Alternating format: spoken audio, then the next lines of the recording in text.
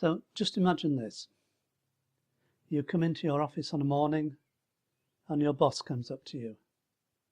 He tells you he wants you to attend a meeting the following afternoon with the full board to explain the work that you are doing on your department. You go home, and that night you lie awake in bed, worrying about what is going to happen. You worry that you may not be able to talk properly, that you may stumble over your words. You become anxious because you may get things wrong and everybody will be looking at you. And as they see you stammer and falter, they will begin to think you're stupid and you can't cope. Everybody will be judging you, and at the end of it, your boss will sack you. You'll get fired and lose your job. If you lose your job, you're going to lose your income and you need it to pay your mortgage. And so the thoughts go on and on and on. And as they do, the tension and the butterflies that just started here grow and fill your chest. You feel yourself getting tense as you lie there worrying and worrying. You start to sweat at the prospects of what might happen and lie awake all night. The following day you are so tired you just cannot cope with the meeting. You walk into the boardroom, the lights go on, your mouth goes dry, and suddenly you can't think. All the words you have prepared have gone out of your head, and the only thing you can think of is, I must run out of here.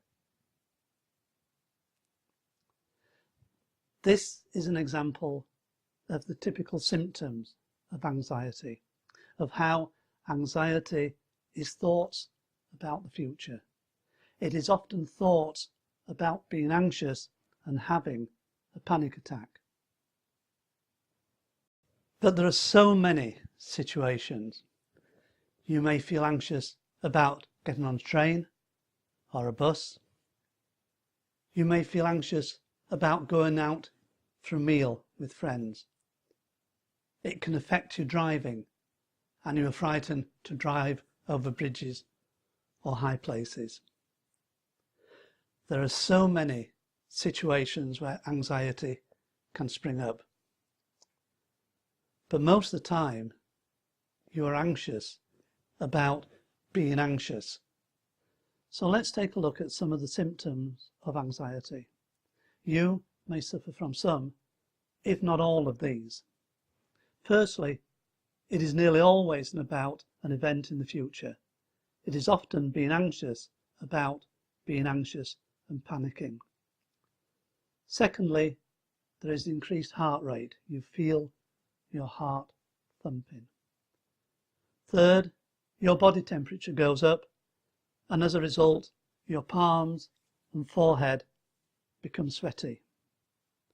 Fourth, your mouth dries and you can't speak because you have no saliva. Fifth, your muscles tend to tense and you might tremor a little. Sixth, for some reason, you can't think. You can't find the words to say, and you can't bring back memories of what needs to be done. And seventh, you find your breathing gets faster and you find it difficult to get a breath, and sometimes you may think you're going to faint. Because of this, you often get pains in your stomach and chest, and I have known these be so severe that one client was rushed into hospital believing he was having a heart attack. In fact, he was having a panic attack. But once this has happened, it can be so frightening that it starts to take over everything. This being anxious about being anxious is the start of the spiral.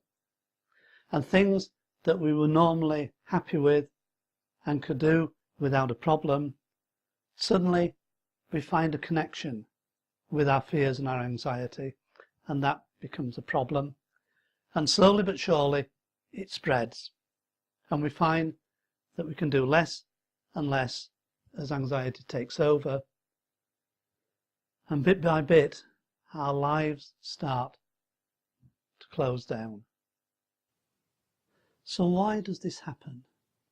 Why, when I just think about something, can the effects be so real and so frightening? Why do they take over totally so that I feel I have no control of my mind and body? You may be surprised to learn that this is quite a common and natural event. It is something built into us for our defence, but it's got out of control. In the next section, we will look at how this affects our thinking and our brain and start to get some insight into what we can do about it.